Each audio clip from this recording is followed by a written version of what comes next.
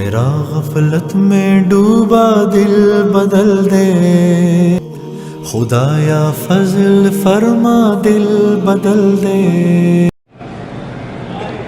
سیدنا علی رضی اللہ تعالی عنہ کی شہادت کے بعد خلافت جو ہے وہ حضرت حسن رضی اللہ عنہ کو ملی۔ ویسے ایک حدیث مبارک میں بھی آتا ہے کہ میرے آقا نے فرمایا کہ الخلافت بعدی 30 سنۃ، خلافت علی منہاج النبوت کا نظام جو ہے میرے بعد 30 سال تک رہے گا۔ اس کے بعد جو ہے پھر وہ بادشاہت آ جائے گی اور نظام آ جائیں گے، وہ خلافت علی منہاج النبوت نہیں رہے گی۔ تو سیدنا حسن بھی اس خلافت میں شامل ہیں۔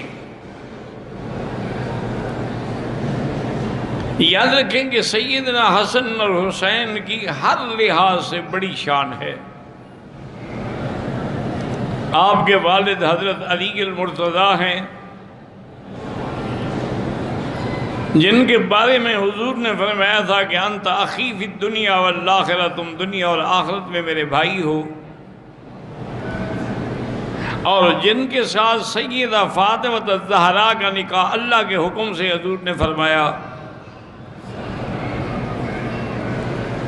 اور حضرت علی کے بارے میں فرمایا تھا کہ یہ وہ شخص ہے جو اللہ کے رسول کو بھی محبوب رکھتا ہے، اللہ اور اللہ کا رسول بھی اس کو محبوب رکھتے ہیں۔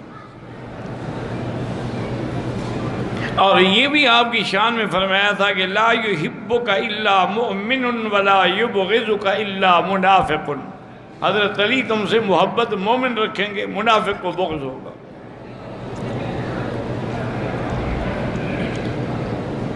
تو اب والد کی طرف سے حضرت علی جس کا والد ہو، اور جو نجیب الطرفین ہیں، ہاشمی ہیں، اور والدہ کی طرف سے سیدہ فاطمہ الزہرا بنت النبی المصطفیٰ رضی اللہ عنہا، جس کے بارے میں حضور نے فرمایا فاطمہ تو بضعۃ منی، فاطمہ میرے جگر کا ٹکڑا ہے، من احبہا فقد احبنی ومن ابغضہا فقد ابغضنی، جس نے بی بی فاطمہ سے محبت کی اس نے مجھ سے محبت کی، اور جس نے بی بی فاطمہ سے بغض کیا اس نے مجھ سے بغض کیا۔ اور ایک روایت میں آپ نے یہ بھی فرمایا کہ ان تکونی سیدۃ النساء فی الجنہ، کہ قیامت میں اللہ تمہیں عورتوں کی سردار بنائیں گے۔ تو اب باپ حضرت علی ہو اور ماں بی بی فاطمہ ہو، تو ان کی شان کے کیا کہنے۔ یہ دونوں بھائی جو ہیں ان میں صرف 1 سال کا فرق ہے۔ 3 ہجری کو سیدنا حسن پیدا ہوئے، اور 1 سال کے بعد 4 ہجری کو سیدنا حسین پیدا ہوئے۔ حضرت حسین آپ سے صرف 1 سال چھوٹے۔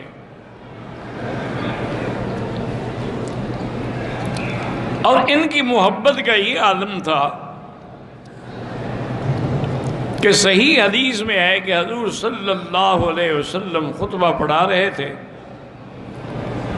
اور دونوں بھائی چھوٹے تھے، چلے آ رہے تھے، لیکن وہ کرتا تھا لمبا تھا، وہ پاؤں میں اٹک جاتا تھا، تو گرنے لگتے پھر کھڑے ہو جاتے۔ تو حضور سے برداشت نہ ہوا، آپ نے جمعہ کا خطبہ چھوڑ دیا اور جا کے دونوں کو اٹھایا اور ممبر پہ اپنے ساتھ بٹھایا،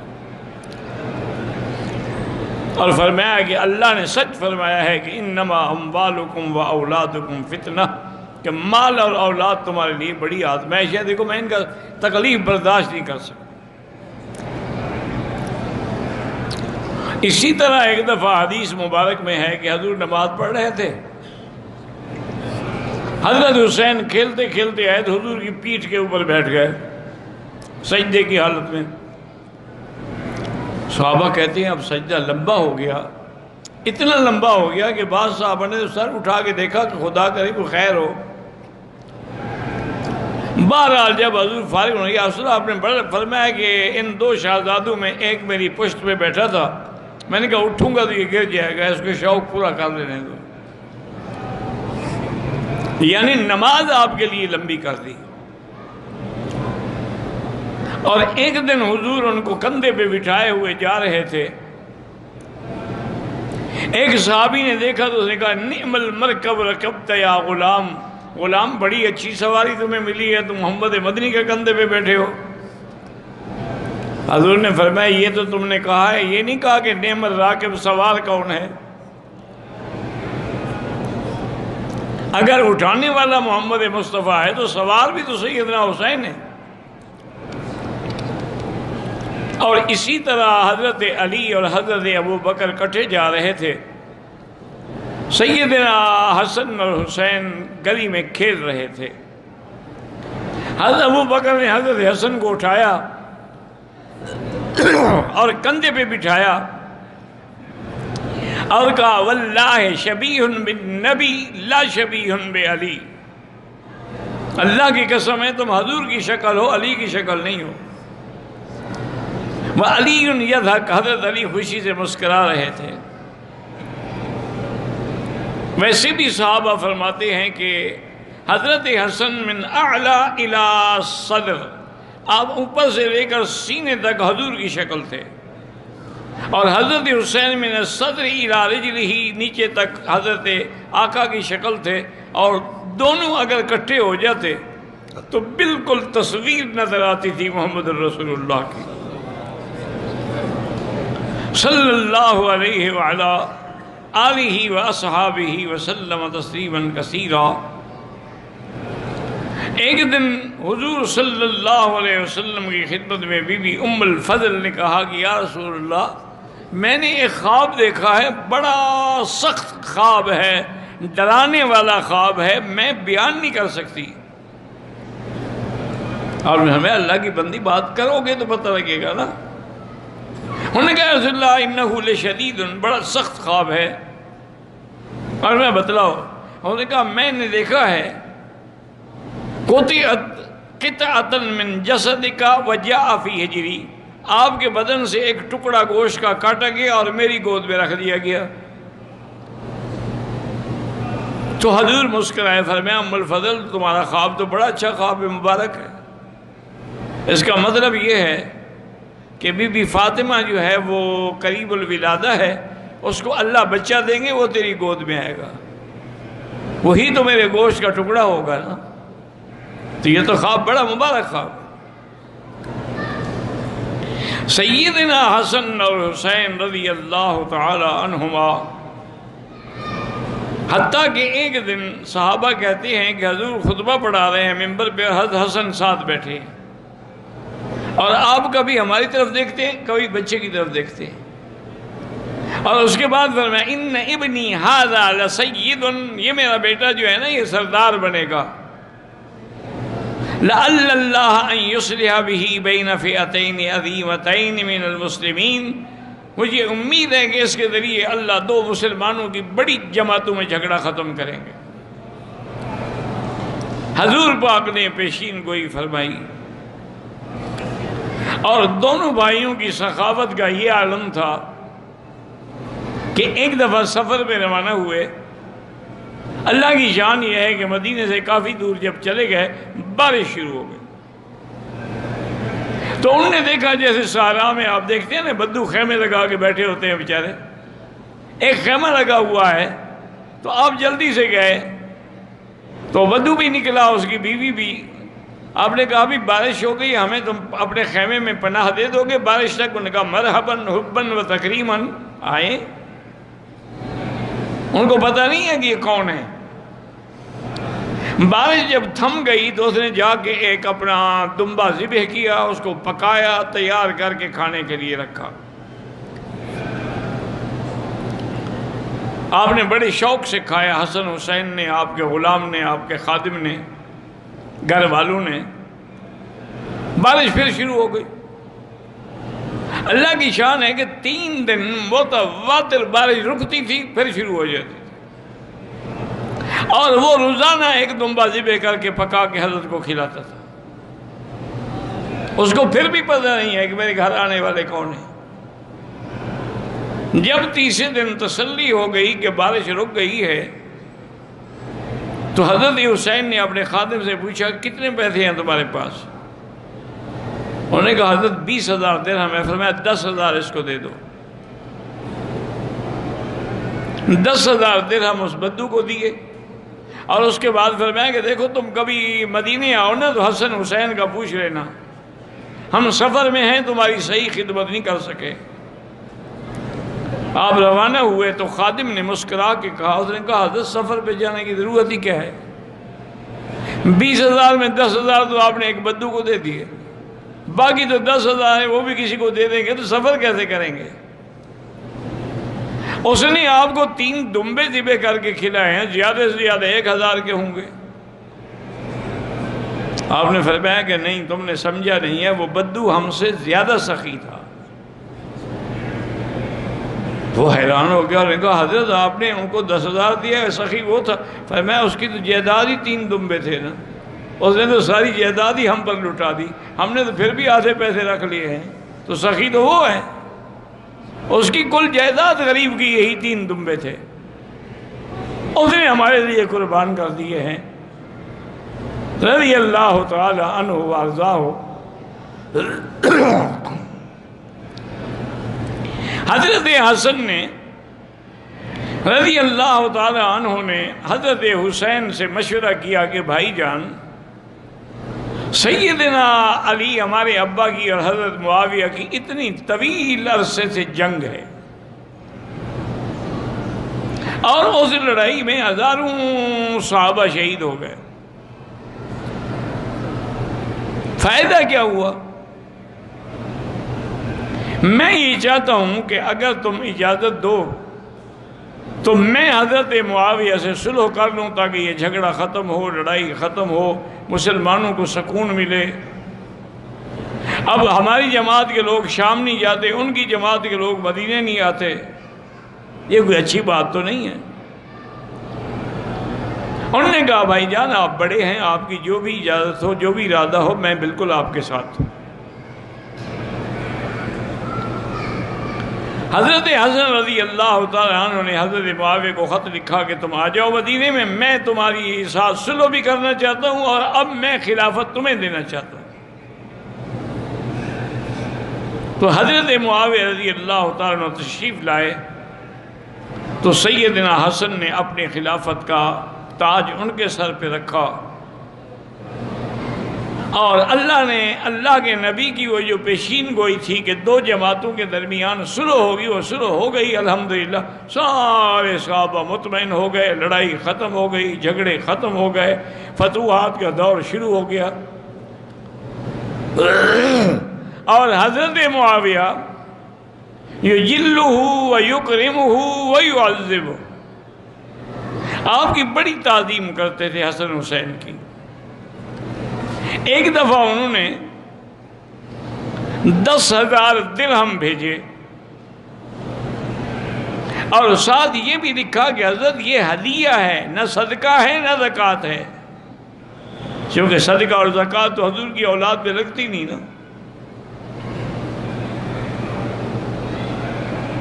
اور اپنے خادم کو کہا کہ یہ 10,000 درہم جو ہے حضرت کو ہدیہ بھی پہنچاؤ، اور وہاں ایک دن رہ جانا، دیکھنا کہ حضرت حسین کیا کرتے ہیں، حسن کیا کرتے ہیں۔ جب آ گئے تو دونوں بھائی وہیں مسجد میں بیٹھ گئے، پیسے آگے رکھ لیے، اور سب کو بلاتے گئے، اس غریب کو لے آؤ، اس کو لے آؤ، اس کو لے آؤ، دیتے گئے دیتے گئے دیتے گئے، مغرب تک سارے پیسے ختم، 10,000 درہم خیرات کر دیے۔ وہ آدمی واپس گیا، اس سے پوچھا حضرت معاویہ نے کیا ہوا؟ انہوں نے کہا حضرت وہ دونوں بھائی بیٹھ گئے، خیرات کرتے رہے، اور مغرب تک تو سارے پیسے ہی ختم ہو گئے، ان کے لیے خود تو 1 درہم بھی نہیں بچا۔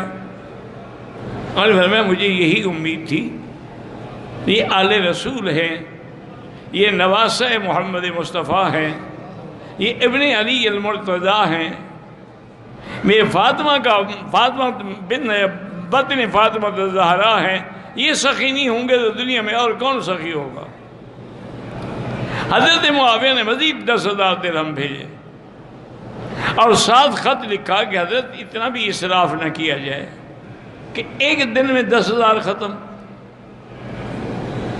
حضرت حسین نے ان کو جواب لکھا کہ معاویہ یہ اسراف وہ ہوتا ہے جو گناہ کے کام میں خرچ کیا جائے، جو اللہ کے کام میں خرچ ہو وہ اسراف نہیں ہوتا، وہ تو انفاق ہوتا ہے۔ تمہیں کس نے کہا ہے کہ یہ اسراف ہے؟ اسراف تو وہ ہے جو اللہ رسول کے حکم کے خلاف خرچ کیا جائے، اللہ رسول کے لیے خرچ کیا جائے تو وہ کیا اسراف ہے؟ تو الحمدللہ سیدنا حسن اور حسین کی تکریم ابو بکر اور حضور تو کبھی کبھی بی بی فاطمہ کو کہتے تھے دعی لی ابنایا، میرے بیٹوں کو بلاؤ، کہاں ہیں؟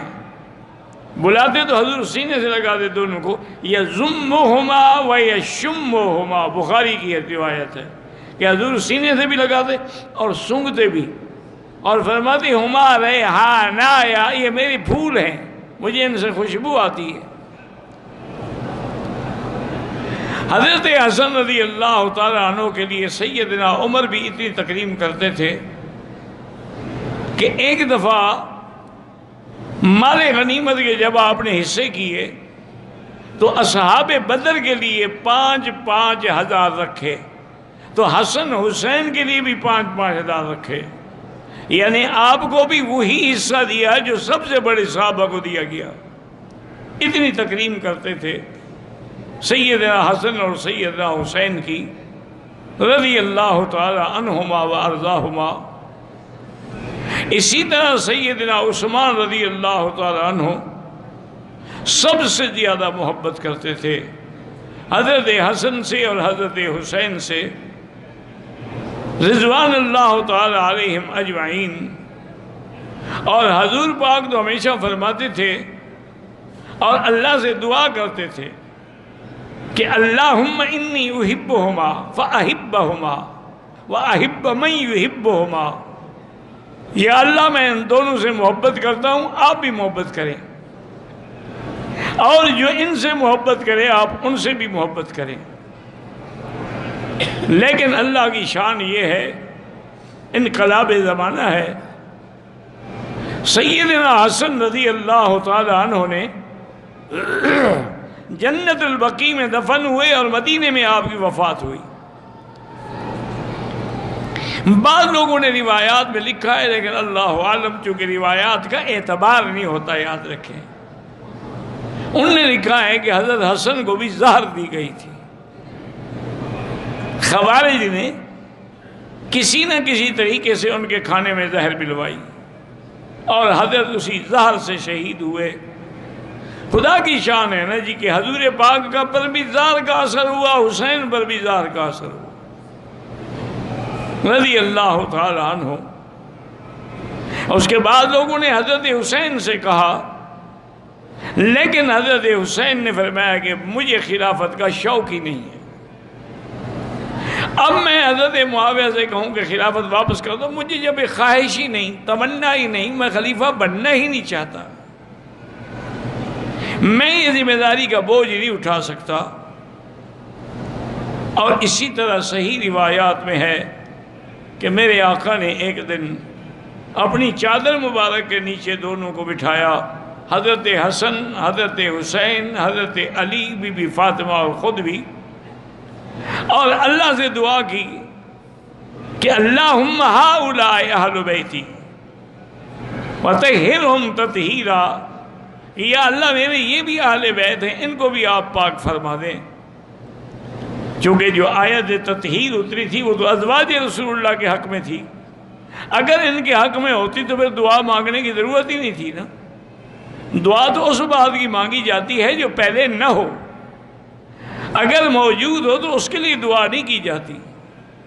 جیسے حضرت خلیل نے مکے کے لیے دعا کی، میرے مدینے کے لیے دعا کی، اسی طرح بی بی سلمہ نے عرض کیا حضور میں بھی چادر کے نیچے آ جاؤ، فرمایا انت لا خیر، تم تو پہلے ہی خیر، تمہارے لیے تو نص قطعی موجود ہے، چونکہ ساری آیات جو ہیں وَقَرْنَ فِي بُيُوتِكُنَّ وَلَا تَبَرَّجْنَ تَبَرُّجَ الْجَاهِلِيَّةِ سے لے کر آخر تک ساری آیات جو ہیں وہ ازواج مطہرات کے لیے ہیں۔ لیکن ہمارا ایمان ہے کہ جیسے ازواج مطہرات اہل بیت رسول ہیں، اسی طرح اولاد رسول جو ہے یہ بھی اہل بیت رسول ہیں، علیہم الصلوات والتسلیم، اللہ کی شان دیکھیں کہ حضرت حسن زار سے شہید ہوئے اور حضرت حسین رضی اللہ تعالیٰ عنہ کو ظالموں نے 10 محرم کو میدان کربلا میں شہید کیا۔ اور آپ بھی اللہ کے دین کے لیے، اللہ تبارک و تعالیٰ کے احکام کے لیے، اظہار حق کے لیے اور خلافت حقہ کے لیے ڈٹ گئے، لیکن کسی کے ہاتھ پہ بیعت کرنا قبول نہیں فرمایا، رضی اللہ عنہم و ارضاہم۔